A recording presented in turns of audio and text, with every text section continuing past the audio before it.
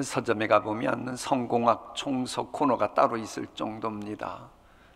그러나 엄밀히 말해서 성공학 총서뿐이겠습니까? 많은 책들은 성공이라고 하는 것을 의식하고 쓴 책들이라고 해도 과언이 아닙니다. 그런데 성경은 뭐라고 말하느냐? 하나님께서는 우리가 이 세상 살아가는 동안 실패하는 인생, 쭉정이 인생은 원치 아니하신다. 영원한 독생자 예수 그리스도 죽게 하시면서까지 땅에서 풀면 하늘에서도 열리고 이런 놀라운 은총을 베푸시고 내 이름으로 무엇이든지 내게 구하는 대로 그대로 시행하리라고 약속하실 정도입니다.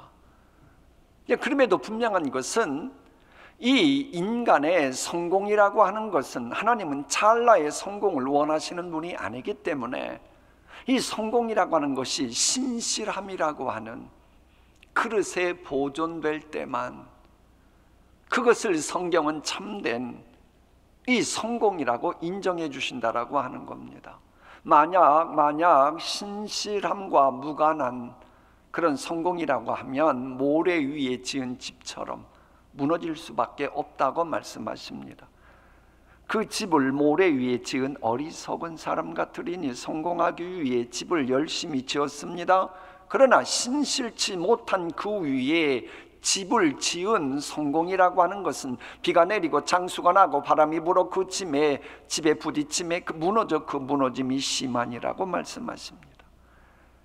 그러니까 우리가 세상 살아가면서 성공을 누리는 것 중요하지만 그보다 더 중요한 것은 성공을 유지하는 거라는 겁니다. 사실 이 성공이라고 하는 것은 실력만 있으면 하나님이 원하시기만 하면 자고 일어나 보니 스타가 되었더라 하는 식으로 우연으로 한순간 이룰 수 있습니다. 그러나 이 성공적인 삶을 계속 유지하려면 시간이 걸립니다. 신실함이 뒷받침되어야 합니다. 여러분, 사람들은 성공한 사람들을 부러워하긴 합니다만은 신뢰한다고 하는 것은 보장이 안 됩니다. 사람들이 부러워하는 것을 보면 부귀영화 누리는 사람들인 것 맞습니다만은 사람들이 신뢰하고 존경하는 사람은 신실한 사람들입니다. 부러움받는 것은 찰나지만 신뢰받고 존경받는 것은 오래 갑니다. 이제 여러분에게 좀 껄끄러운 질문 하나 드리겠습니다. 여러분은 주변 사람들이 변함없는 사람, 믿을 수 있는 신실한 사람이라고 여러분을 가리켜 말하십니까? 환경이 좋건 나쁘건 주변 사람들이 늘 함께하길 원하는 그런 분입니까? 필요에 따라 상대방이 좀 아프더라도 따끔한 충고도 때로는 해주고 따스한 위로도 해주면서 적어도 계산하면서 인간관계하는, 그렇게는 하지 않는, 그렇게 살아가는 분이십니까? 누군가가 쓰러져 있을 때 일으켜주는 분, 상대방이 울고 있을 때 마치 내일인 것처럼 나의 눈에도 눈시울이 뜨거워지는 그런 분입니까? 그런 사람을 신실한 사람이라고 합니다. 이처럼 신실한 사람을 성경은 충성스러운 사람이라고 표현합니다. 아니, 지금 이 시대가 어떤 시대인데 충성 이야기 하느냐고. 그러면서 이 충성 이야기하면 국가 지도자 혹은 내가 속한 공동체의 리더들, 회사의 지도자들과 연관시키는 분이 있다면 그분은 성경에 아주 무식한 분입니다. 성경을 너무 안 읽어서 그런 오해를 하는 겁니다. 여러분, 성령의 7번째 열매인 이 충성이라고 하는 것을 유대인 신약 성경을 보면 아만이라고 하는 단어를 씁니다. 그런데 이 단어가 우리 예수님께서 착하고 충성된 종이라고 말씀하실 때 저 충성이란 단어도 아만입니다. 그런데 오늘 신명기 본문에 있는 하나님은 신실하다 그랬을 때 그 신실함이 아만입니다. 그게 무슨 얘기예요? 아만이라고 하는 단어는 때로는 충성으로 때로는 신실하라도 번역이 가능한 단어라고 하는 거예요. 그러니까는 충성이라고 하는 개념은 성경적으로 신실함이라고 하는 단어와 똑같은 개념이라고 이해하면 됩니다. 물론 신실한 사람인지를 결정하는 기준은 보이지 않는 하나님을 믿는 코람데오 신앙인이냐 하는 겁니다. 사람이 볼 때만 신실한 것이 아니라 사람이 안 볼 때도 하나님 생각하면서 신실할 때에 충성되다고 말합니다. 그러면 간신은 누굽니까? 사람 볼 때는 신실한데 사람이 안 볼 때는 자신의 목적 달성을 위해 수단 방법 가리지 않는 사람이 바로 간신입니다. 그러다 보니 이 하나님 앞에서의 이 신실함이다 보니 그 약속을 해도 하나님 앞에서 한 거거든요. 그러니 공적인 약속이건 은밀한 약속이건 말이 법이 되어서 진리를 보존하기 위해 약속을 지키는 사람입니다. 우리 교회가 포기하지 않는 게 오병이어 멘토링이잖아요. 이 오병이어 멘토링의 정신에 의하면 그런 거예요. 쉽게 말하면 지난주에는 잘했는데 이번 주는 실망시킬지 몰라, 그런 생각을 하지 않도록 하는 그런 관계성을 강조하는 게 오병이어 멘토링의 정신 중 하나입니다. 그러잖아요. 작년까지는 지난달은 그 사람 믿을 수 있었는데 이제 상황이 바뀌게 되면 그 사람 믿을 수 있을지 몰라. 그런 사람을 신실하다고 할 수는 없죠. 믿을 수 없지요. 그러니까는 상황이 아무리 변해도 항상 믿을만 하다고 하는 것을 보여주는 사람이 신실한 사람이에요. 그런데 이처럼 신실하고도 충성스러운 사람 만들어주는 것은 오직 인간이 아니라 하나님이십니다. 사실 이 오늘의 설교 준비를 하기 위해서 유교에 관한, 왜 유교에서 충자 이야기를, 충성을 많이 강조하잖아요. 그래서 유교 서적을 좀 여러 번 참고했어요. 근데 제가 이제 한자는 잘 자신이 없어서 영어로 된 이 컨퓨시아니즘이라고 하는 유교 책을 보고, 그런데 그 중에 로버트 에노라고 하는 사람이 이 충성이 무엇인지를 그렇게 설명해요. From the bottom of the heart, 마음의 깊은 밑바닥에서부터 우러나는 곡과 속이 같은 그걸 말할 때 충성이라고 한다는 거예요. 놀라운 거예요. 그런데 거기에 한계가 있어요. 우리 기독교는 그런 충개념을 뛰어넘습니다. 그게 뭐예요? 마음 깊은 밑바닥에서부터 우러나는 것이 충성이다. 맞아요. 그건 틀림이 없어요. 근데 문제는 이 마음을 무엇이 지배하느냐예요. 무엇이 지배하느냐. 마음을 돈이 지배하고 권력이 지배하고 인기가 지배하면 그 사람이 속에 있는 밑바닥에서부터 우러나는 것이 어떤 열매 맺히겠습니까? 그러므로 성경이 말하는 충성이라고 하는 것은 하나님으로부터 시작하는 거예요. 그래서 성령의 열매는 인간의 열매가 아니고 성령의 열매입니다. 아예 본문은 하나님의 속성 자체가 신실함이라고 말하고 있는 겁니다. 너는 알라, 오직 내 하나님 여호와는 하나님이시요 뭐하신 하나님이시라? 신실하신 하나님이라. 근데 이걸 지금 모세가 기록했잖아요. 성령 충만한 가운데. 그럼 모세는 무엇에 근거해서 하나님은 신실하다고 말했을까요? 그걸 우리가 현재 알 수 있는 방법은 없어요. 이제 우리가 그러나 믿음으로 성경 전후 좌우를 보고 유추는 해볼 수 있어요. 우리가 이제 천국에 가면 모세도 만날 거 아닙니까? 왜 아멘들 안 해요? 천국 가면 만날 거 아닙니까? 사실 우리가 성경 읽다 보면 궁금한 게 많아요. 그러면 꼭 그 말씀 기록한 믿음의 저자들은 천국 가서 만나고 싶잖아요. 그럼 모세를 만나가지고, 아니 모세님, 그 신명기 보니까는 하나님은 신실하시다 그랬는데 어떻게 하나님이 신실한 줄 어떻게 알았어요? 그러면 아마 이렇게 말했을 겁니다. 본문 앞에 있는 거예요. 여호와께서 다만 너희를 사랑하심으로 말미암아 또는 너희 조상들에게 하신 맹세를 지키려 하심으로 말미암아 자기 권능의 손으로 너희를 인도하여 내시되 너희를 그 종되었던 집에서 애굽 왕 바로의 손에서 속량하셨나니. 저 말씀 다음에 여호와는 신실하시다고 하는 말씀이 나오거든요. 그럼 저 말씀 보면 뭐예요? 여호와께서 이스라엘 백성들을 사랑하신다는 거예요. 그리고 그 조상 아브라함을 비롯한 그들에게 하신 맹세를 뭐하려 하심으로 신실하게 지키시는 분이었다는 거예요. 그러면서 모세는 그럴 거예요. 아니, 아실 겁니다. 아이, 우리 조상들이 애굽 압제하에 얼마나 비참한 삶 살았습니까? 아예 사내아이들 낳으면 싹 다 죽였습니다. 그 인간들이. 아이, 제가 그 증인이잖아요. 아이, 제가 거기에서 살아남은 사람 아닙니까? 그러다가 하나님의 은혜로 바로 공주의 아들이라 칭함받은 거지. 아이, 제가 증인이라니까요.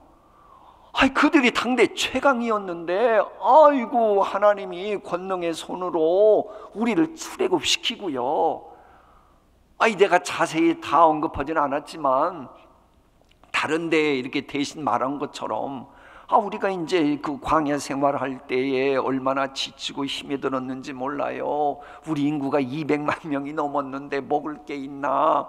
물 나오는 곳이 있나? 땅 짓는 곳이, 농사 짓는 곳도 없고 40년 헤맬 때 얼마나 탈진했는지 몰라요. 그런데 비열한 그 아말렉 족속 인간들이 탈진한 그 틈을 노려가지고 뒤에서 급습하고 그랬지 뭐예요. 그런데도 하나님이 지켜주시게, 신실하게 지켜주신다는 약속, 그것 때문에 우리가 이 출애굽하고 약속의 땅 들어갔지 않습니까? 아니, 제가 증인이라니까요. 그러니 하나님은 신실하시지요 라고 대답할 게입니다. 우리도요, 모세처럼 이런 하나님의 신실하심을 경험해야 신실한 사람으로 자리매김합니다. 이제 묻습니다. 여러분, 혹시 주변 사람들이 여러분을 보고 하니 여러분 자신을 가리켜서 나도 내 자신 봐도 믿을 수 없어, 그럽니까? 그럼 왜 믿을 수 없는 사람이 됐습니까? 그건 뻔한 거예요. 하나님의 신실하심이 믿어질 때는 내가 신실한 사람답게 신앙생활했고, 어느 때는 하나님의 신실하심이 환경 여건 바라보면서 믿어지지 못해가지고 신실치 못한 언행 심사하면서 신앙생활 한 거 아닙니까? 결국 뭐예요? 하나님의 신실하심을 믿었느냐, 믿지 못하면서 신앙생활 했느냐로 내가 믿을 수 있는 사람이었느냐 아니냐가 결정되더라는 거예요.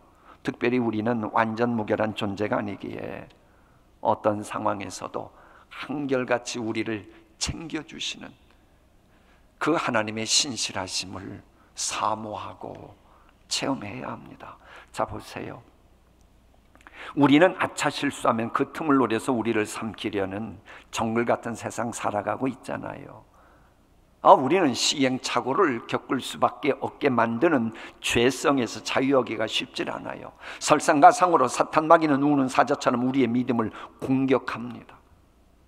과거에도 그랬고 지금도 그랬고 우리의 후손들, 다음 세대를 살아갈 때도 마찬가지일 겁니다. 현실은 이래요. 주님 재림하시기 전까지 이 세상은 그렇습니다. 현실이 이러한데도 믿음의 선배들은 어떻게 믿음을 유지하고 충성스럽게 신앙생활할 수 있었습니까? 하나님의 신실하심을 믿었기 때문입니다. 이 사냥 전문가 그 전문 지식까지 물에 글에 나오는 걸 그대로 소개할게요. 산 짐승들이 잘 다니는 산길을 아는 사냥꾼들은 그 짐승들 다니는 길목에 덫이나 울무를 놓는다. 그것을 모르는 산짐승은 평소에 다녔던 산길을 신나게 걷다가 그만 덫에 걸리게 된다. 그러면 산짐승은 날카로운 이빨로 덫을 물어 뜯고 그러면서 헤어나려고 한다. 그러나 아무리 그래도 살 길은 없다. 서서히 죽어가고 만다. 성경이 말하는 세상살이가 그렇습니다. 우리의 영혼을 사냥하려는 사탄은 우리의 약점이 무엇인지 귀신처럼 압니다.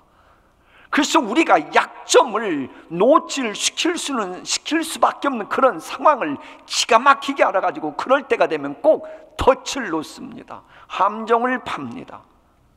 그래, 선질로 생각하다가 넘어질까 조심하라고 하는 이 말씀이 그래서 있는 거예요. 이 사탄 마귀가 내 약점과 관련해서 덫을 놓은 것을 무시해버리는 거예요. 내가 잘 나간다는 거예요. 그러다가 그 덫에 걸리게 되는 거예요. 그러면 그제서야 벗어나려고 몸부림칩니다. 그러나 아무리 그래도 소용이 없습니다. 결국 외롭게 몸부림치다가 서서히 망해갈 수밖에 없습니다. 그래, 인간은 영감이 있는 존재이기 때문에 그걸 알아차리는 겁니다. 그런 분위기 되면. 그럼 두려워합니다. 절망합니다. 그럴 때 에이, 마음 편하게 죽을 준비, 망할 준비나 하지, 이러는 것이 지혜입니까? 아니면 힘이 들더라도 살아보려고 몸부림 쳐야지 하는 것이 지혜입니까?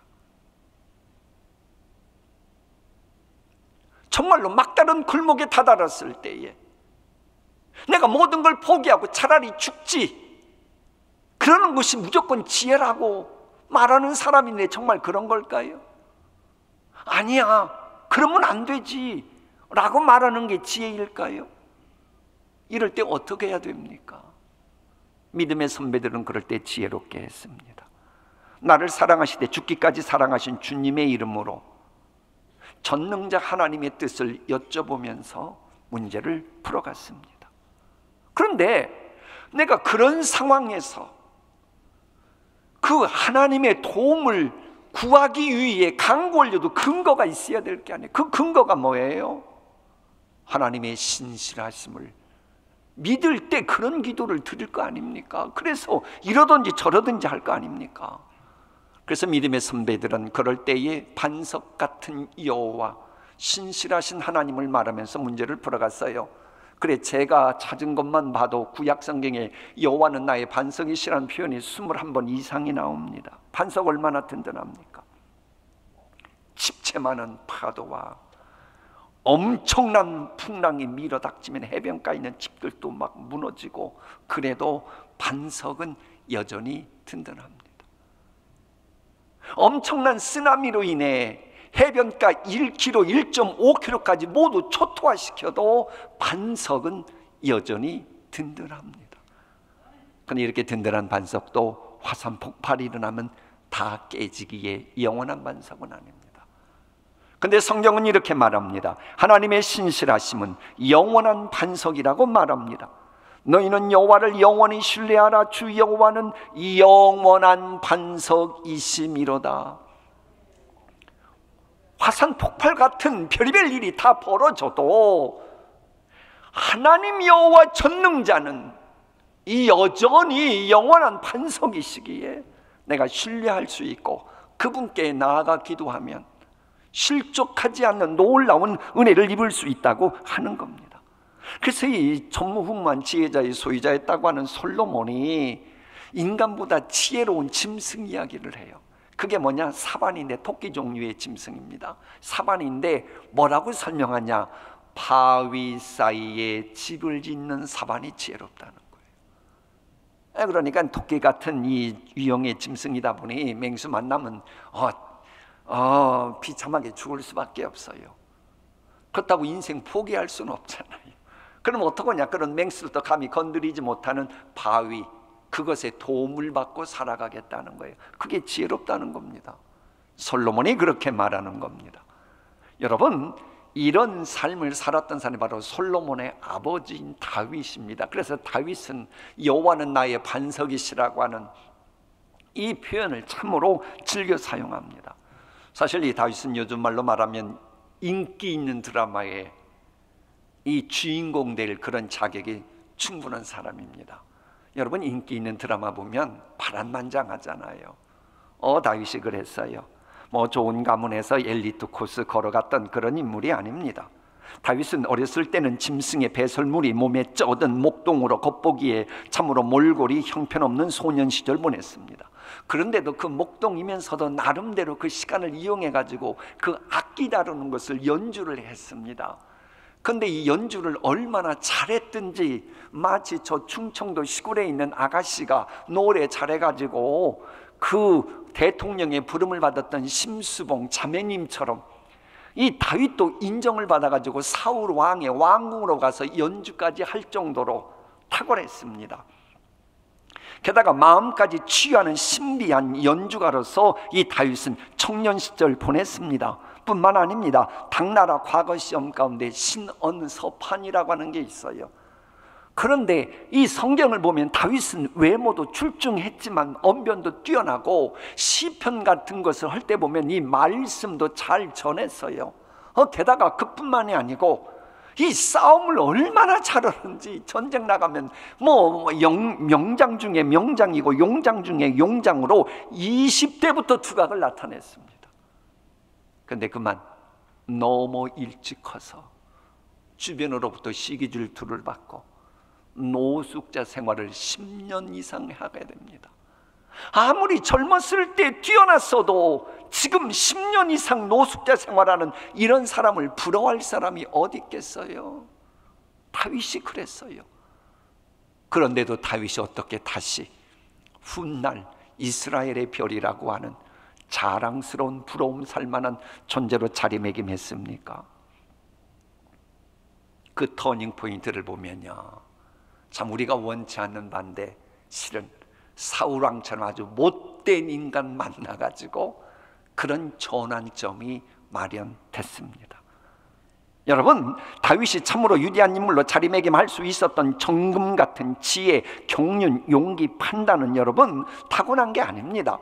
사울왕과 같은 못된 인간 만나가지고 연단받고 시련받으면서 그때마다 전능자 하나님의 도우심을 받으면서 그렇게 만들어진 것입니다.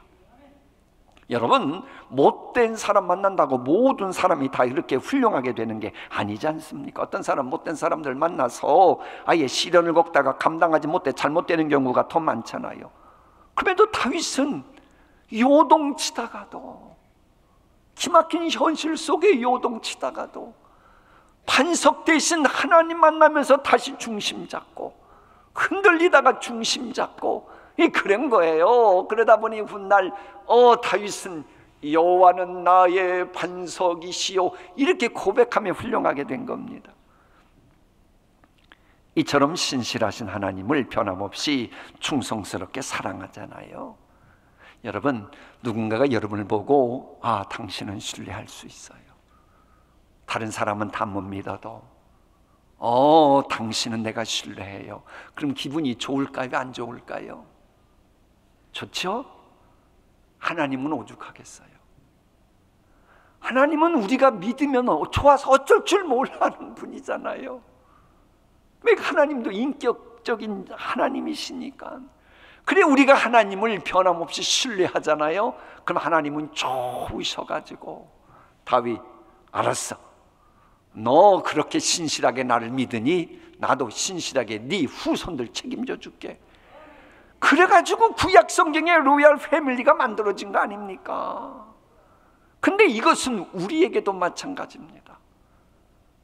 그래 오늘 본문에 그런 말씀이 이제 조금 있으면 읽게 되는 겁니다만은, 여러분, 하나님의 신실하심은요 두 가지로 나타납니다.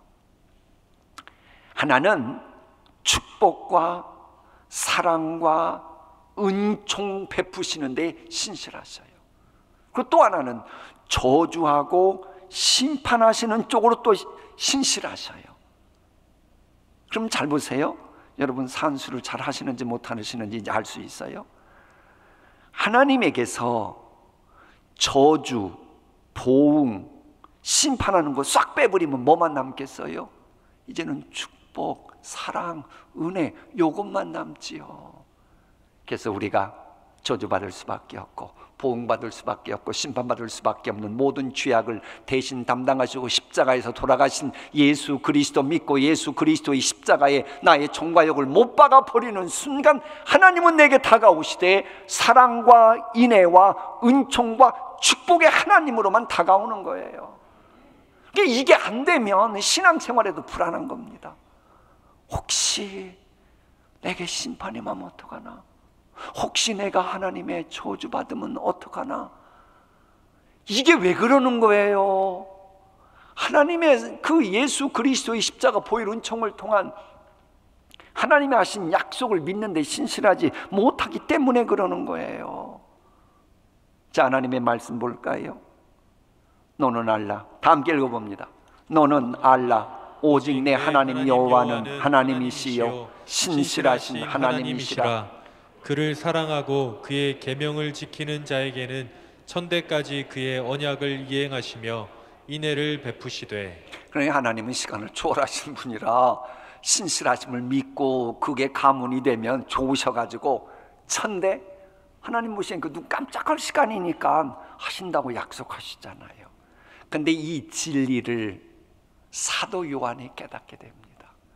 그래서 성령 충만한 가운데 이 죽도록 충성하라고 하는 이제 이 말씀을 내불거든요. 사실 지금도 이슬람권에서는 예수 믿는다 그러면 온갖 불이익을 당하면서 이집트의 그 koptik교 같은 경우 거의 너무나도 농마구이 삶이라고들 하잖아요. 어렵게 불이익당하며 살아가야 합니다. 이처럼 이 사도 요한이 있을 당시 서머나교의 교인들이 예수 믿는다는 이유로 너무나도 불이익을 당하며 그래도 변함없이 신앙생활 신실하게 했었어요. 그때에 요 말씀을 줍니다. 죽도록 충성하여라. 그리하면 내가 생명의 면류관을 너에게 주겠다. 이 여기에서 생명의 면류관이라고 하는 헬라어 자체는요, 그 손기정 선수가 베를린 마라톤에서 올림픽 금메달 땄을 때 머릿속에 두른 그 월계수 관이 있잖아요. 그걸 말하는 겁니다. 그러니까는 겉으로 보기에는 월계수 입으로 엮은 관이니까 별 볼 일 없어요. 그러나 의미는 얼마나 막 엄청납니까? 전 세계에 그쪽 분야의 최고의 선수라고 하는 명예가 주어지잖아요. 이런 개념으로 저 용어가 사용됩니다. 이처럼 우리가 그저 평범하게 지금 이렇게 교회에 오가고 그러는 것처럼 보이지만 우리가 주님 품에 안길 때까지 신실하신 하나님을 배반하지 않잖아요. 인간들이 상상도 할 수 없는 생명의 면류관을 주시겠다고 약속하신 겁니다. 이와 관련해서 한국 보수신학의 태두격인 박윤선 박사는 생명의 면류관이라고 하는 것은 천국에서의 생명을 말하는 정도가 아니고 천국에서 받게 되는 영광까지 가리키는 영화로운 생명의 면류관이라고 이렇게 주석해 놓고 있습니다. 이걸 쉽게 요한계시록인이 쉽게 설명하면, 여러분 예수님 성화 보면 예수님의 용안 뒤에 노랗게 그린 게 있지요. 모르시면 통과. 그게 후광입니다. 후광. 이게 우리 예수님을 가리켜 후광이 있는 이렇게 그림을 그려요. 근데 우리가 하나님을 신실하게 믿잖아요. 그렇게 충성하면 저 천국에 갔을 때 우리에게 그런 후광 같은 영광이 임할 수 있다고 하는 그런 메시지에 우리 한번 성경 볼까요?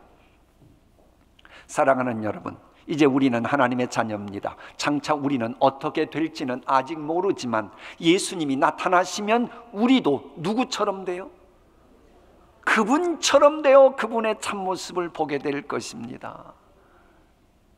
죽도록 충성하라. 그리하면 저렇게 해주시겠다는 거예요.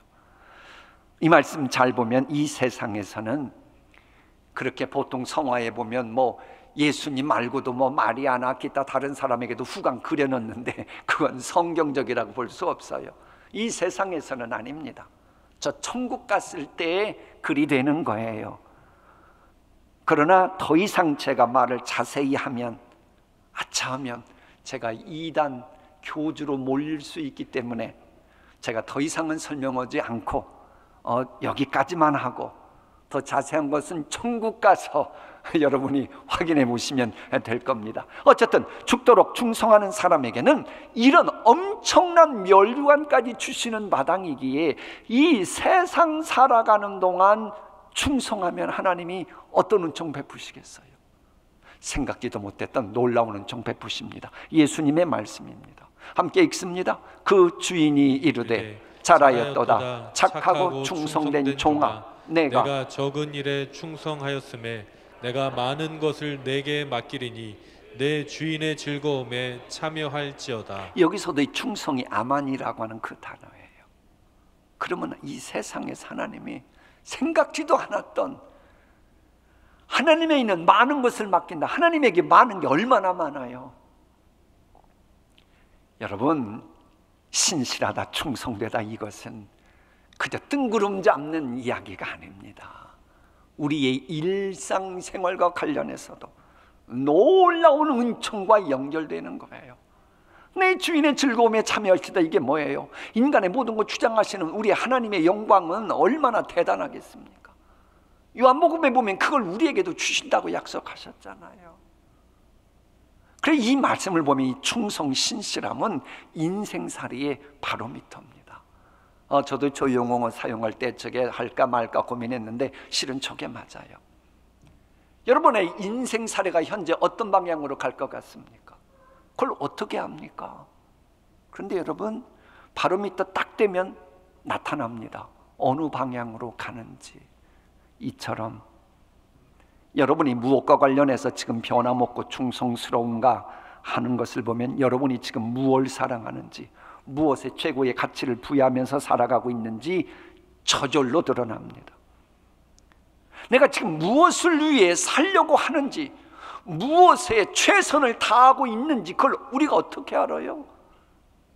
그러나 여러분이 무엇에 신실한지 그것을 보면 여러분은 그쪽을 지금 섬기고 그쪽을 추구하고 있는 겁니다. 그래서 충성은 바로 인생살이의 바로미터인 거예요. 이게 세상 사람들은 뭐 이얘기저기 막 많이 해도 아니에요. 하나님의 말씀이 길입니다. 하나님의 말씀이 진리요 생명입니다. 이 신실함이라고 하는 잣대를 딱 대보면 내 인생살이의 지금 방향이 보여지게 되는 것입니다. 마무리하겠습니다. 머리털까지 세고 계시는 하나님이심을 변함없이 믿으시면서 지난 주간 두려움 없이 편안하게 지내셨습니까? 만일 지난 한 주간 두려움이 있었고 편안함이 없었고 그렇게 살아왔다면 뻔할 겁니다. 우리의 신음소리까지 들으시고 우리의 머리털까지 세심받은 영원한 독생자 예수님 죽게 하시면서까지 나를 그렇게도 사랑하시는 하나님의 사랑을 믿는데 신실하지 못했기 때문일 겁니다. 저런 말씀도 있어요. 내게서 날짜들이 오래 황폐된 곳들을 다시 세울 것이며 너는 역대에 파괴된 기초를 쌓으리니 너를 일컬어 무너진 데를 보수하는 자라 할 것이며 길을 수축하여 거할 곳이 되게 하는 자라 하리라. 저 말씀을 하신 하나님을 신실하게 믿어보십시오. 자녀들이 좀 실수하고 부족한 모습 보였다고 소망 끊고 절망하고 낙담하고 그렇게 살아가시겠습니까? 못 삽니다. 그렇게 못 살아요. 문제는 저렇게 말씀하시는 하나님을 믿는데 신실하지 못한 거예요. 다시 봅니다. 내가 전에 너희에게 보낸 큰 군대 곧 메뚜기와 느치와 황충과 팥중이가 먹은 횟수대로 너희에게 갚아주리니 즉 손해본 대로 너희에게 회복시켜 주리니 너희는 먹되 풍족히 먹고 너희에게 놀라운 일을 행하신 너희 하나님 여호와의 이름을 찬송할 것이라. 내 백성이 영원히 수치를 당하지 아니하리로다. 저렇게 말씀하신 하나님을 믿는다면 내가 코로나19 사태로 인해 손해본 것 좀 믿고 인생살이 하면서 세상 유행 풍조로 인해 내가 손해본 거 있어도 절망하고 낙담하고 애따 모르겠다 그렇게 살아갑니까? 그렇게 못 살아갑니다. 하나님을 믿는 신실함의 문제가 있기 때문에 그렇게 나 자신조차도 가족조차도 아이고 뭐 믿어봤자 별로 믿을 게 없네 이 소리 듣게 되는 겁니다. 나의 어리석음, 나의 미련함, 나의 무지함으로 인한 후유증 크겠지요. 그러나 그것보다 더 크신 하나님의 지혜를 믿습니까? 신실하게 믿어야 신앙인이죠. 나의 두려움, 근심, 걱정, 염려거리 있습니다. 그게 얼마나 나로 하여금 힘들게 하는지 모릅니다. 그러나 그것보다 더 크신 전능자의 능력, 묘수가 많으신 그 하나님을 신실하게 믿고 계십니까? 여전히 지금 믿고 계십니까? 병도 고쳐주실 수 있고 회복시키실 수 있고 우리 가정도 든든히 세워주실 수 있고 부족하면 수정하고 개선해서라도 약속의 주인공 만들어주시는 변함없이 신뢰하는 그 하나님 믿는 그것을 여전히 신뢰하면서 지금 예배하고 계십니까? 하나님께서 함께 하시고 힘을 실어주시기를 원하셨던 믿음의 영웅들의 특징이 뭡니까? 다 우리와 성정이 똑같다고 야고보서는 말해요. 다만 그들은 힘들고 어려울 때도 하나님의 신실하심을 여전히 믿고 의지하면서 한 걸음 한 걸음 그때 난제를 풀어갔던 분들인 거예요. 그러니 하나님께서 크고 넓은 은혜의 소원의 항구로 인도하셨고 저 천국까지 인도하셨잖아요. 아무쪼록 아버지 하나님께서 신실하심을 좀 삶으로도 좀 체험하고, 그런 신실하신 하나님의 이제는 자녀됐으니 자녀된 우리도 좀 하나님의 말씀 믿는 데 신실하고, 가족들과의 관계, 주변 사람들과의 관계도 신실한 우리 모두가 되었으면 좋겠습니다. 기도하십니다.